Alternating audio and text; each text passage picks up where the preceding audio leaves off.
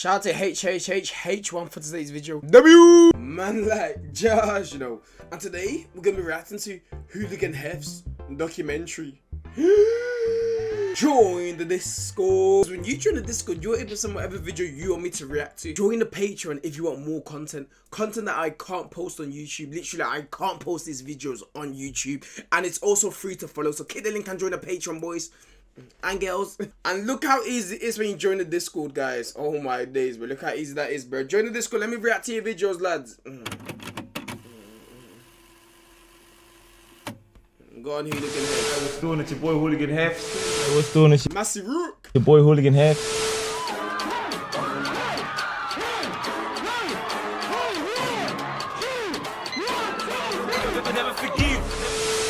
I categorize my stuff like in bringing that Oz culture, you know what I mean? Hooligan HEFS is one of the nation's most established artists.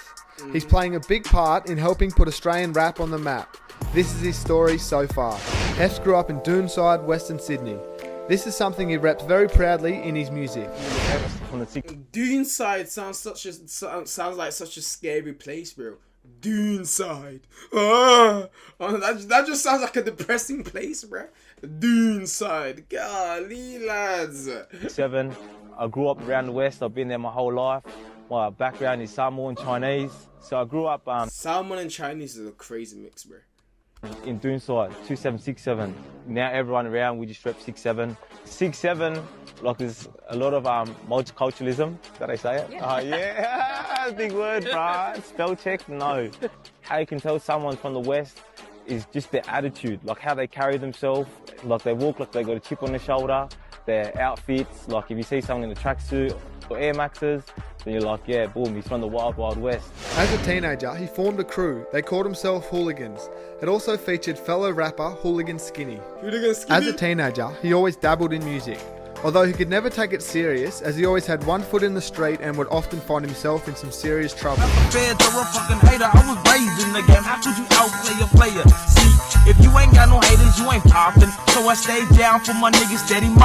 Although back then,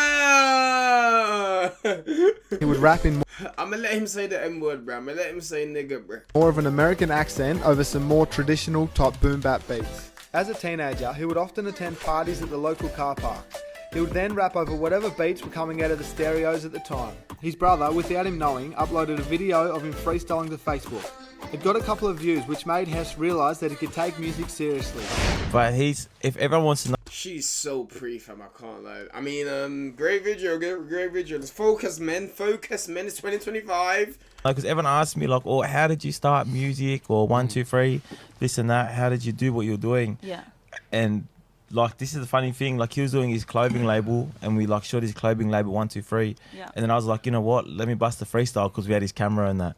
Don't ask how we got the camera, but we got we had a camera. We had a camera, and we took it for a test. And then I dropped the freestyle. Yeah. Don't ask how we got the camera. These niggas rubbed that camera, fam. Probably from like school or something as well. And then we recorded it and we watched it 1, 2, 3. And then 8 months later, I remember just waking up. It was like 7 p.m. I woken up, and then I seen he uploaded the video, and then like it got good feedback. Like back then, I had like 8, 9K views or something. Yeah. Yeah, and I was like, fuck. That back then was big for us, and we're like, bro, that's fucking hectic. And since then, I ran. Although his music was starting to gain a bit of a buzz, he ended up catching a case. He got sentenced to 9 months, although he was expecting 3 to 4 years. He counted this as a blessing. He then got released, but he only lasted another 4 months on the street before getting arrested again and locked up for another 6 months. He knew now that his life had to change, and he didn't want to continue down this path. I said those two occasions. He low-key was like Niga Higa. If you guys know who that YouTuber is, he low-key reminds me of him. Yep. I just learned, to be honest, I went down, I was going down a bad path, obviously when I was younger. Yeah, what I learned is like, there's no life in there, you know what I mean? So I went in, I was 19. I just turned 19. So I was 18 fresh, just turned 19. And I done 9 months, and then I got out, and That's crazy, bro. He just turned 19 and he had to go jail, blood.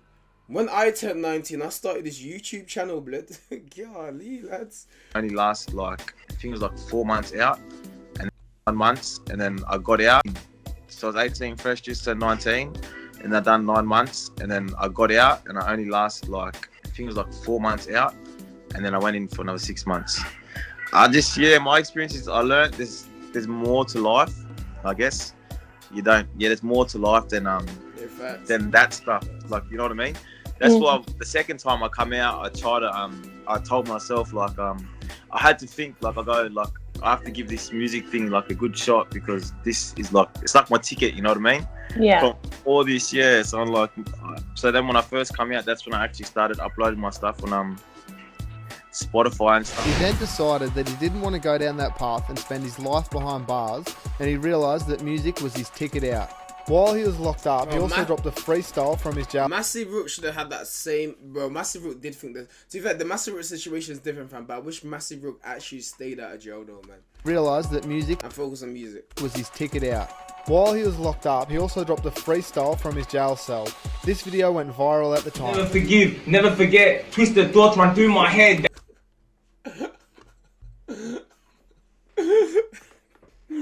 I'm so sorry, the glasses on the hair, bro. Just, yeah, if you told me this was Hooligan HEFS, bro, I just wouldn't believe you, fam. I can't lie, blood. And you said this now. He eventually decided to stay out of the streets and stop messing around and focus solely on music. It was his next track that really started to get people listening. He dropped his track titled The Party, which got over 100,000 views in just 2 weeks, mixing EDM with hip hop. Bad girls wanna party, yeah. Bad girls wanna party, yeah.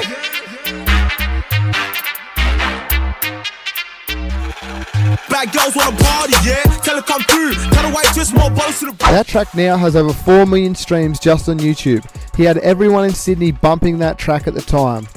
After seeing all the success the party had, he decided to go down the same path and drop another EDM banger. This time, teaming up with producer Open Till Late. Then, on May the 21st, 2019, he dropped his biggest track yet, titled No Effect. Never forgive, never forget, twisted thoughts run through my head. They used to diss, now show respect. Still show disrespect, not that time to pout. This song is now certified What the fudge? I need to react to that song, bro. platinum and has 24 million views. Platinum! 24 million! Fair play, lad. Fair play, blood. Is just on Spotify. HEFS gives a lot of credit to his producer Open Till Late for making this song as big as it is. We wanted to turn something like that grimy stuff, and then like also keep that party thing going, you know? Yeah. So I was with my... Oh my day, didn't this guy get into... This guy interviewed 1-4. He interviewed 1-4, right? boy, Open Till Late. I done that grimy stuff. He goes, since you done the party, like we can stick to this party thing. And then he done it himself and like worked up like the drop and that, and then he played it. It was a risk, but we took the risk and look, it took off, you know. HEFS kept all the momentum. You see that, guys? You have to take risks to have a reward, man. If you want the reward, you have to take risks, bro. Going. Later on that year, dropping an off-guard freestyle and a track called If You Know You Know, which now has over 10 million views just on YouTube. It was also our first introduction to rapper Hooligan Skinny. If you don't show up, we're bringing smoke to your home.